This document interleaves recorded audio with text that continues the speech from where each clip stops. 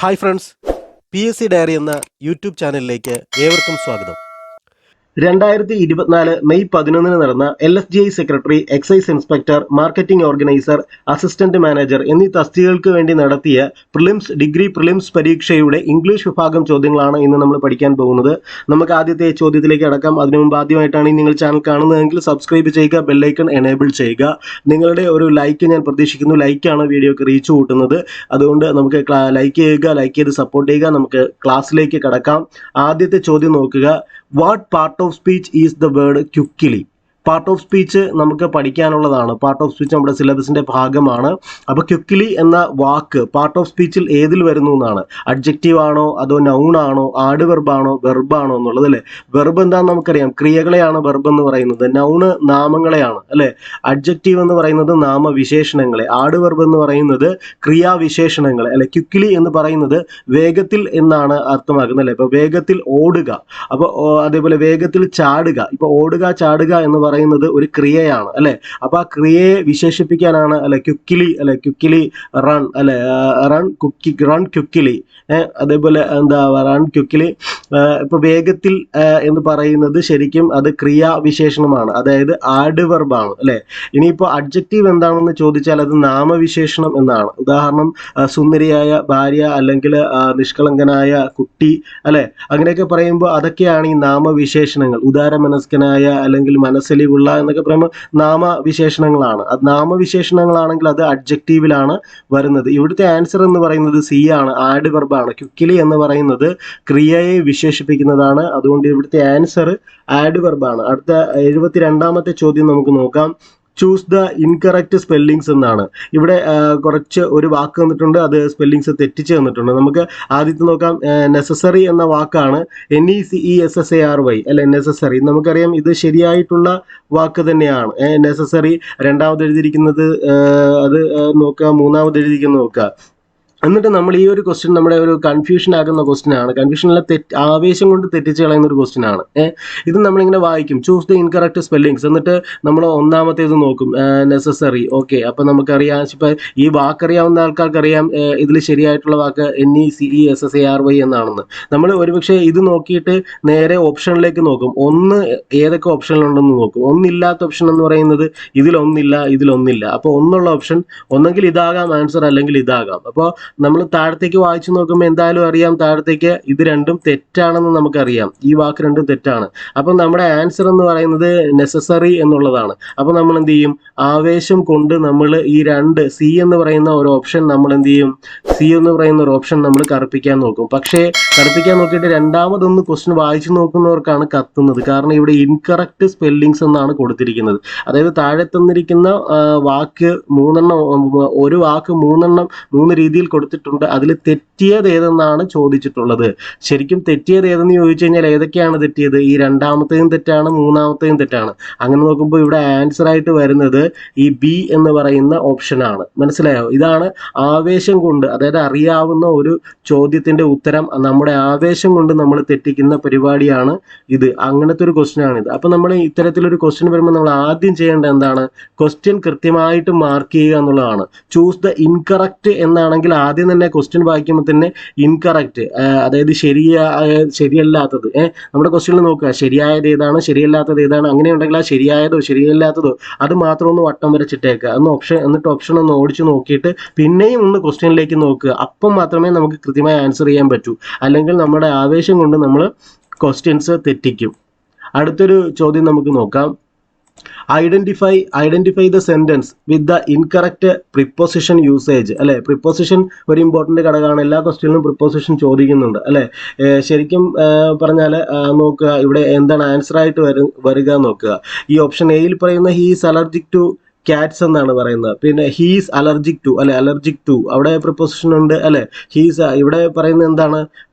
ഇവിടെയും നോക്കുക, ശരിക്കും നമ്മളെ തെറ്റിക്കാൻ സാധ്യതയുണ്ട്. ഇൻകറക്റ്റ് പ്രിപ്പോസിഷൻ എന്നുള്ളതാണ് നമ്മൾ കണ്ടുപിടിക്കേണ്ടത്. ഇപ്പൊ ഹീസ് അലർജിക് ടു എന്ന് പറയാറുണ്ട് അല്ലെ, ഹീസ് അലർജിക് ടു. അതേപോലെ Xi is fond of playing the piano. The teacher insisted in completing the assignment. അപ്പോൾ തന്നെ നമുക്കൊരു സ്പെല്ലിംഗ് മിസ്റ്റേക്ക് തോന്നിയിട്ടുണ്ട് അല്ലേ. They are excited about the upcoming trip. ഇത് നമ്മൾ വായിച്ചു നോക്കുമ്പോൾ കൃത്യമായി അറിയാവുന്ന ആൾക്കാർക്കറിയാം ഇവിടെ ഇൻകറക്റ്റ് പ്രിപ്പോസിഷൻ എന്ന് പറയുന്നത് അല്ലെ, ഇൻസിസ്റ്റഡ് ഇൻ എന്ന് വരുന്ന ഇതാണ്. ഇൻസിസ്റ്റഡ് ഓൺ എന്നാണ് നമ്മൾ പൊതുവേ പറയുന്നത് അല്ലെ. അപ്പോൾ ഇവിടെ തെറ്റിപ്പോയത് ഏതെന്ന് ചോദിച്ചു കഴിഞ്ഞാൽ അത് സി ഓപ്ഷൻ ആണ് കേട്ടോ. ഇവിടെ അതുകൊണ്ട് നിങ്ങൾ നോക്കുക, ക്വസ്റ്റ്യൻ കറക്റ്റായിട്ട് വായിച്ചിട്ട് ശരിയായത് അല്ലെങ്കിൽ ശരിയല്ലാത്തത് എന്നുള്ള രീതിയിലുള്ളത് ആദ്യം മാർക്ക് ചെയ്യുക, എന്നിട്ടൊന്ന് വായിച്ചു നോക്കുക, എന്നിട്ട് വീണ്ടും ഒന്ന് ആൻസർ ചെയ്യുന്നതിന് മുമ്പ് ഇതിലൊന്ന് നോക്കിയിട്ട് വേണം ആൻസർ ചെയ്യാൻ, അല്ലെങ്കിൽ നമ്മൾ ആവേശം കൊണ്ട് നമ്മൾ തെറ്റിക്കും. അടുത്തൊരു ചോദ്യം നമുക്ക് നോക്കാം. അടുത്തത് 74-ാമത്തെ ചോദ്യമാണ്. വിച്ച് ഓഫ് ദ ഫോളോവിങ് എന്ന് തുടങ്ങുന്നതാണ്. പക്ഷെ നിർഭാഗ്യവശാൽ ഇതിൽ നമുക്ക് വായിച്ചു പോകേണ്ട, ഇതിന് ആൻസർ ഇല്ലാതെ ഡിലീറ്റ് ചെയ്തൊരു ക്വസ്റ്റ്യൻ ആണ്. അടുത്ത 75-ാമത്തെ ചോദ്യം നമുക്ക് നോക്കാം. 75-ാമത്തേത് identify the sentence with correct. കണ്ട, കറക്റ്റ് നമ്മൾ ആൻസർ ചെയ്യുക, വട്ടം വരച്ചിട്ടേക്കുക. Correct subject verb agreement. സിലബസിലെ ടോപ്പിക് തന്നെയാണ് സബ്ജക്റ്റ് വെർബ് എഗ്രിമെന്റ് എന്ന് പറയുന്നത്. അപ്പൊ കറക്റ്റ് ആയിട്ടുള്ളത് ഏതെന്നാണ് ഇവിടെ ചോദിച്ചിട്ടുള്ളത്. ഇവിടെ 4 ഓപ്ഷൻ കൊടുത്തിട്ടുണ്ട്, അറിയാലോ. Each of the students have their own laptop അല്ലെ. അതേപോലെ each of the students has their own laptop. Each of the students have his own laptop. Each of the students has his own laptop അല്ലെ. അപ്പൊ each of എന്ന് പറയുന്ന ആ ഒരു പ്രയോഗമാണ്. ആ പ്രയോഗം കറക്റ്റായിട്ട് അറിയാവുന്ന ആൾക്കാർക്ക് അറിയാം, ഇതൊരു സിംഗുലർ.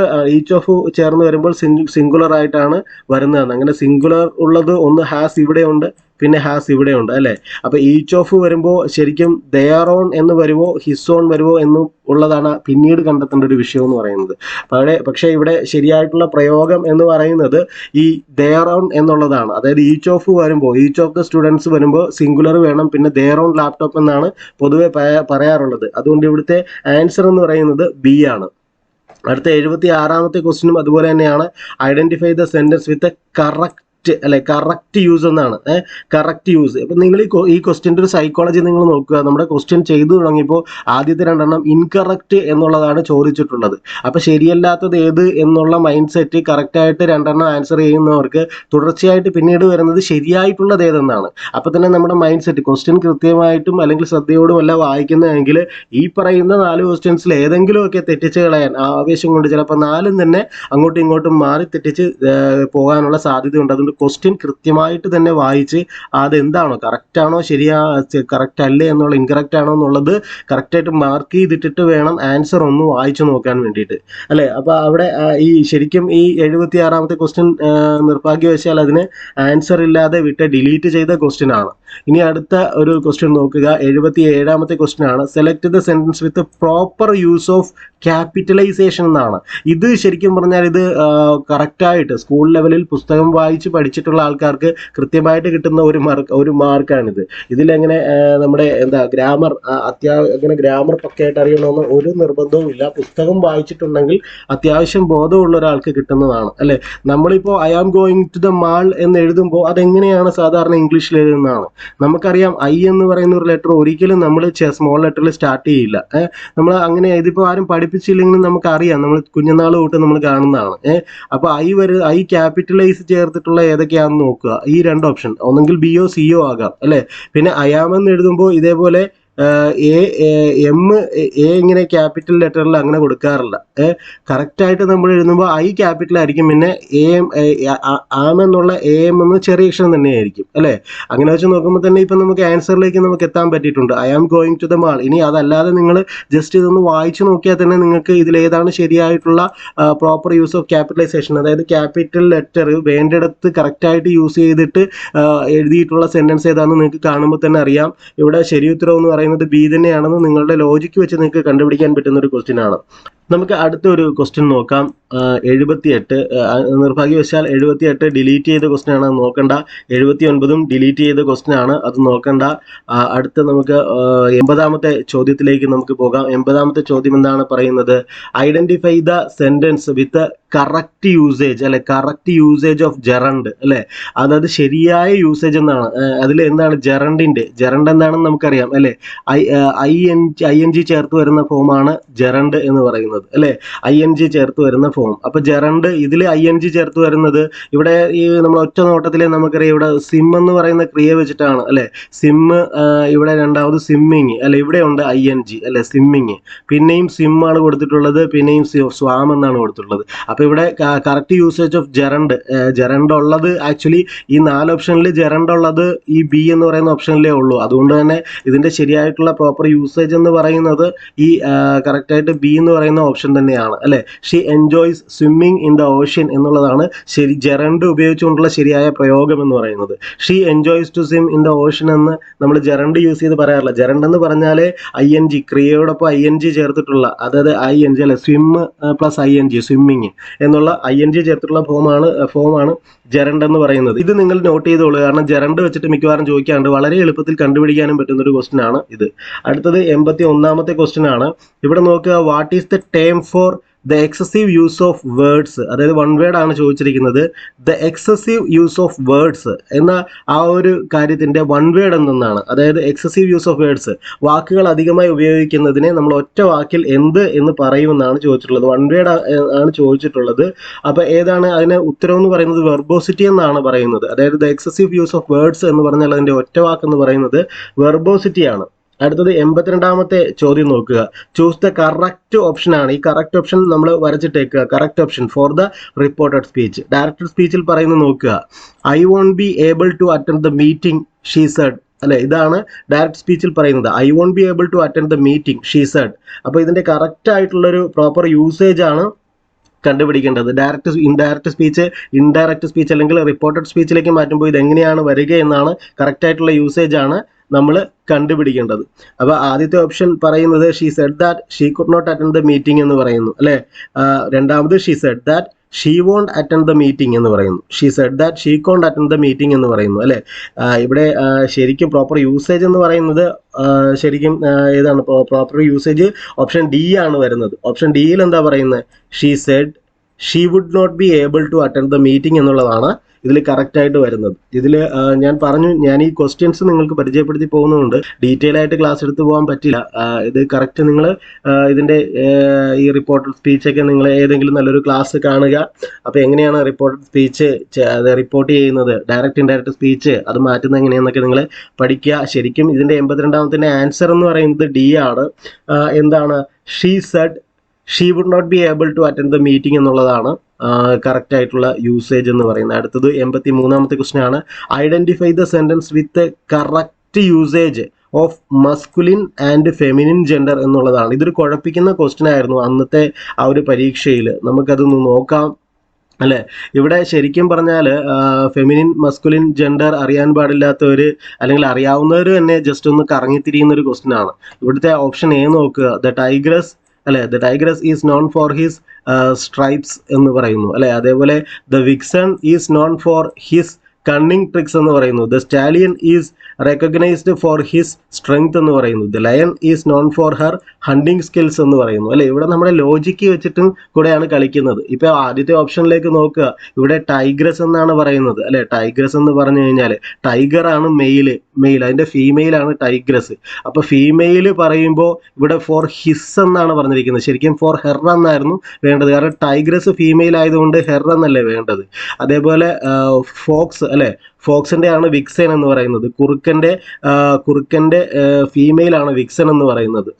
അപ്പോൾ വിക്സൺ അത് ഫീമെയിൽ ആണ്. അപ്പോൾ ഇവിടെ ഹിസ് ആണ് കൊടുത്തിരിക്കുന്നത്, പക്ഷേ ഹെർ ആയിരുന്നു വേണ്ടത്. അതുകൊണ്ട് ഇത് രണ്ടും തെറ്റാണ്. ഇനി അടുത്ത് നോക്കുക. അത് സ്റ്റാലിയൻ എന്നാണ് കൊടുത്തിരിക്കുന്നത് അല്ലെ. സ്റ്റാലിയൻ ഹിസ് അത് കറക്റ്റ് തന്നെയാണ്, കാരണം സ്റ്റാലിയൻ മെയിലാണ് അല്ലെ, കുതിര അല്ലെ മെയിലാണ്. അപ്പോൾ അത് അതിന്റെ കറക്റ്റ് ആയിട്ട് വരുന്നത് ഹിസ് തന്നെയാണ്. ഇത് ശരിക്കും പറഞ്ഞാൽ കറക്റ്റ് ആയിട്ടുള്ള ഓപ്ഷനാണ്. ഇനി അടുത്ത് നോക്കുക. ദ ലയൺ എന്ന് പറയുന്ന സിംഹമാണ് അല്ലെ. ലയൺ ആൺസിംഹം ആണ് ലയൺ എന്ന് പറയുന്നത്. ലയൺ, ആ ലയണിന്റെ ശരിക്കും പറഞ്ഞാൽ ഇവിടെ ഹിസ് ആയിരുന്നു വരേണ്ടത്, പക്ഷെ കൊടുത്തിരിക്കുന്നത് ഹെർ ആണ് അല്ലെ. അപ്പൊ ഇവിടെ എല്ലാവരും ഇതിൽ കറക്റ്റ് യൂസേജ് എന്ന് പറഞ്ഞിട്ട് ഒരു പകുതി മുക്കാലും ആൾക്കാർ ഇത് ഓപ്ഷൻ ശരിയാക്കി ടിക്ക് ചെയ്ത് കൊടുക്കാൻ സാധ്യത ഡി ആണ്. എന്നാൽ ഇതിന്റെ ശരിയായിട്ടുള്ള ആൻസർ എന്ന് പറയുന്നത് ഇതാണ്, ഓപ്ഷൻ സി ആണ്. എന്താണ്?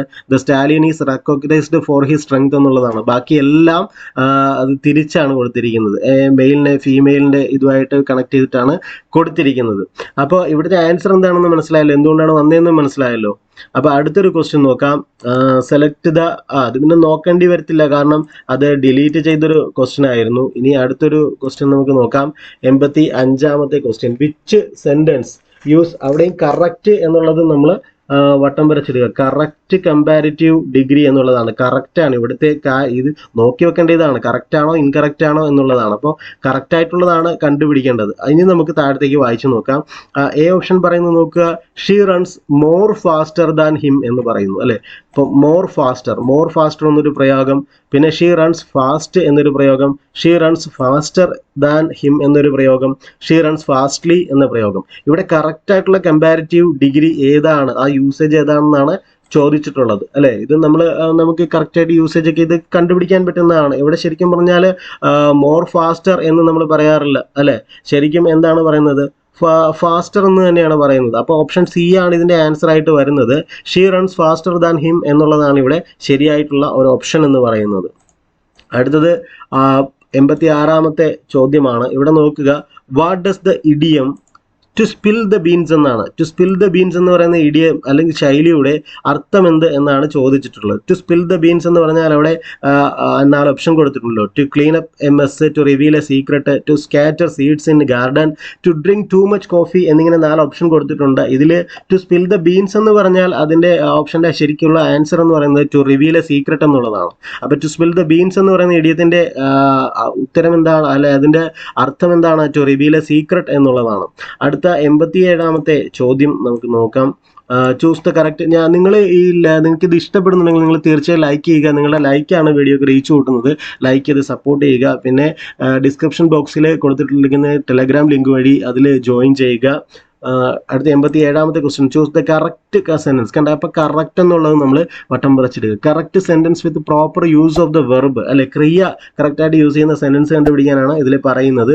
നോക്കുക. The child fallen asleep during the movie, the child fell asleep during the movie, the child falling asleep during the movie, the child fall asleep during the movie. ഇത് just വായിച്ചു നോക്കുമ്പോൾ തന്നെ നമുക്ക് അതിൻ്റെ ആ ഒരു ഗ്രാമർ മിസ്റ്റേക്ക് മനസ്സിലാകും.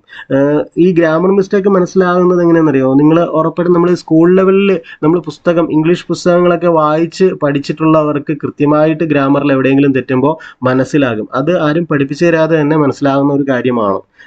കൃത്യമായിട്ട് പുസ്തകം വായിച്ച്, അതുകൊണ്ട് നിങ്ങളുടെ കുട്ടികളോടാണെങ്കിലും അവരോട് പാഠപുസ്തകങ്ങൾ ഇംഗ്ലീഷ് ആണെങ്കിലും ഹിന്ദി ആണെങ്കിലും ഒക്കെ നന്നായിട്ട് വായിച്ച് പഠിക്കാൻ പറയും. ഒരു 10 മിനിറ്റെങ്കിലും. അത് പിന്നീട് ഗുണം ചെയ്യും.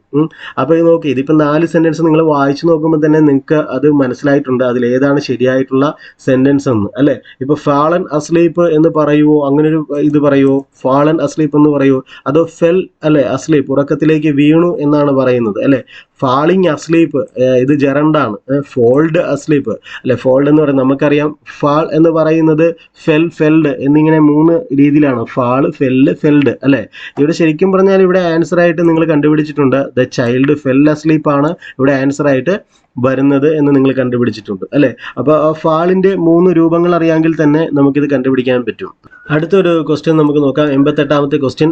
റെബേക്ക റെയർലി ഈറ്റ്സ് സീഡ്സ് എന്ന് കൊടുത്തിട്ടുണ്ട് അല്ലേ. അപ്പോൾ റെബേക്ക റെയർലി ഈറ്റ്സ് സീഡ്സ് എന്നാണ്. അപ്പോൾ ഈ റെയർലി എന്നുള്ള വാക്ക് വരികയാണെങ്കിൽ അതൊരു നെഗറ്റീവ് സെന്റൻസ് ആണെന്ന് നമ്മൾ ഓൾറെഡി പഠിച്ചിട്ടുണ്ട് അല്ലേ. അപ്പോൾ ഈ തന്നിരിക്കുന്ന ഒരു പോയിന്റ് അല്ലെങ്കിൽ റെബേക്ക റെയർലി ഈറ്റ് സീഡ്സ് എന്ന് പറയുന്ന ഒരു സെന്റൻസ് നെഗറ്റീവ് സെന്റൻസ് ആണ് അല്ലേ. അപ്പോൾ ഇത് നെഗറ്റീവ് സെന്റൻസ് ആയതുകൊണ്ട് തന്നെ ടാഗ് എന്തായിരിക്കണം? ടാഗ് പോസിറ്റീവ് ആയിരിക്കണം. അപ്പോൾ ഇതിൽ പോസിറ്റീവ് ടാഗ് ഏതൊക്കെയാണ് ഉള്ളതെന്ന് നോക്കുക. ഇതിൽ പോസിറ്റീവ് ടാഗ്, ഇത് പോസിറ്റീവ് ടാഗ് ആണ് അല്ലെ. ഇത് നെഗറ്റീവ് ടാഗ് ആണ്. അപ്പോൾ ഇത് വേണ്ട. ഇത് നെഗറ്റീവ് ടാഗ് ആണ്. ഇത് വേണ്ട. ഇത് നെഗറ്റീവ് ടാഗ് ആണ്. ഇത് വേണ്ട. അങ്ങനെ നമ്മൾ എലിമിനേറ്റ് ചെയ്തെടുക്കുമ്പോൾ തന്നെ നമുക്ക് ആൻസറിലേക്ക് എത്താൻ പറ്റുന്നുണ്ട്. ഇനി അല്ലാതെ നമ്മൾ നോർമൽ കേസിലാണെങ്കിലും ഇത് കണ്ടുപിടിക്കാൻ പറ്റും. എങ്ങനെ കണ്ടുപിടിക്കാൻ പറ്റും? ഈറ്റ്സ് എന്ന് പറയുന്ന ഒരു ക്രിയ എടുത്തുകൊണ്ട് നമുക്ക് അത് പഠിക്കാൻ പറ്റും. നമുക്കറിയാം ഈറ്റ്സ് എന്ന് പറഞ്ഞാൽ അത് ഡസ് പ്ലസ് ഈറ്റ് എന്നുള്ളതാണ്. ഈറ്റ്സ് എന്ന് പറയുന്നത് ഡസ് പ്ലസ് ഈറ്റ്, അതായത് ഈറ്റ്സ് എന്ന വാക്കിനെ നമ്മൾ പിരിച്ചെഴുതുകയാണെങ്കിൽ നമുക്ക് ഇങ്ങനെയാണ് കിട്ടുക. ഡസ് പ്ലസ് ഈറ്റ്, അതാണ് നമ്മൾ എന്തെന്ന് പറയുന്നത്? ഒറ്റ വാക്കിൽ ഈറ്റ്സ് എന്ന് പറയുന്നത്. അപ്പോൾ ഈറ്റ്സിനെ പിരിച്ചെഴുതുമ്പോൾ നമുക്ക് അതിൽ ഡസ്സും ഉണ്ട് ഈറ്റും ഉണ്ട്. ഇവിടെ തന്നെ നമുക്ക് അതിൻ്റെ ക്രിയ കിട്ടും. ഏതാണ്? ഡസ്. അപ്പോൾ ആ ഡസ് നമ്മൾ ഇവിടെ എഴുതി. പിന്നെ റെബേക്ക ആയതുകൊണ്ട് എന്താണ്? ഷീ എന്ന് പറയുന്നതാണ് നമ്മൾ ചേർക്കേണ്ടത്. അപ്പോൾ ഡസ് ഷീ. അങ്ങനെയാണെങ്കിലും നമുക്ക് എന്തിലേക്ക് എത്താൻ പറ്റും? ആൻസറിലേക്ക് കൃത്യമായിട്ട് എത്താൻ പറ്റും. അപ്പോൾ ഇവിടുത്തെ ആൻസർ എന്ന് പറയുന്നത് എ ആണ്. ഡസ് ഷീ എന്നുള്ളതാണ്. What term describes the deliberate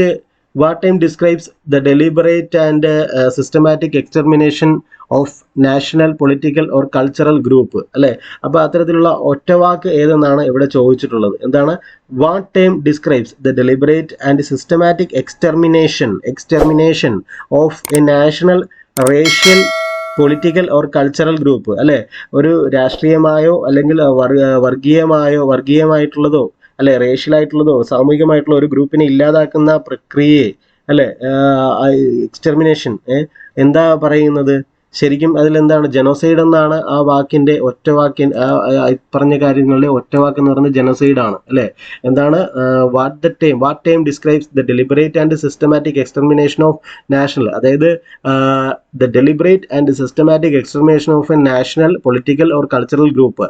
ഇത്രയും കാര്യങ്ങൾക്ക് ഒറ്റവാക്ക് എങ്ങനെ പറയാം? ജനോസൈഡ് എന്നാണ് അതിന് പറയുന്നത്. ജനോസൈഡ് അല്ലെ.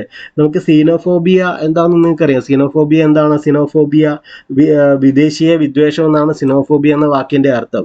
മിസോഗൈനി എന്ന് പറഞ്ഞാൽ സ്ത്രീ വിരുദ്ധതയാണ് അല്ലെ. എത്നിസിറ്റി എന്ന് പറഞ്ഞാൽ വംശീയതയാണ്. ഇവിടെ ശരിക്കും പറഞ്ഞാൽ ഇതിന് ആപ്റ്റ് ആയിട്ടുള്ള ആൻസർ എന്ന് പറയുന്നത് ജനോസൈഡ് ആണ്. അടുത്ത ഒരു ക്വസ്റ്റ്യൻ നോക്കുക, 90ാമത്തെ ക്വസ്റ്റ്യൻ. ചൂസ് സ്യൂട്ടബിൾ സിനോണിം ആണ്. Synonym from the following options for the word given അല്ലെ. മെറ്റിക്കുലസ് എന്ന ഒരു വാക്ക് തന്നിട്ടുണ്ട്. മെറ്റിക്കുലസ്, ഈ മെറ്റിക്കുലസിന്റെ സിനോണിം അല്ലെങ്കിൽ പര്യായമാണ്. മെറ്റിക്കുലസിന് തുല്യമായിട്ടുള്ള വാക്ക് ഓപ്ഷനിൽ നിന്ന് കണ്ടുപിടിക്കുക എന്നുള്ളതാണ്. മെറ്റിക്കുലസ് എന്ന് പറഞ്ഞു കഴിഞ്ഞാൽ അതിനർത്ഥം കെയർഫുൾ എന്നുള്ളതാണ്. കെയർഫുൾ, ശ്രദ്ധയോടുകൂടി അല്ലെ. മെറ്റിക്കുലസ് എന്ന് പറഞ്ഞാൽ ശ്രദ്ധയോടുകൂടി എന്നുള്ളതാണ്. അപ്പോൾ ഇത്രയുമാണ് നമുക്ക് ഇതിൽ പഠിക്കാനുള്ളത്. നിങ്ങൾ ചാനൽ സബ്സ്ക്രൈബ് ചെയ്യുക, ലൈക്ക് ചെയ്ത് മാക്സിമം ഷെയറും ചെയ്ത് സപ്പോർട്ട് ചെയ്യുക. Thank you.